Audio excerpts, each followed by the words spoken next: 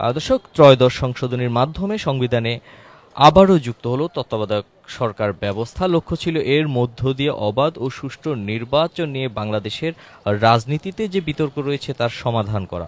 পরবর্তীতে এই ব্যবস্থা নিয়ে রাজনৈতিক বিতর্ক শুরু হলে ২০১১ সালে সংখ্যাগরিষ্ঠ মতামতের ভিত্তিতে সংবিধানে ত্রয়োদশ সংশোধনী বাতিলের রায় দেয় আপিল বিভাগ। কিন্তু এরপর দলীয় সরকারের অধীনে হওয়া নির্বাচনগুলো নানাভাবে বিতর্কিত হয়েছে। আদালতের রায়ে তত্ত্বাবধায়ক সরকার ব্যবস্থা ফিরলেও আসন্ন জাতীয় সংসদ নির্বাচনে এর বাস্তবায়ন সম্ভব নয় বলে জানিয়েছে আইনজীবীরা। অর্থাৎ অন্তর্বর্তীকালীন সরকারের অধীনেই আগামী নির্বাচন অনুষ্ঠিত হবে।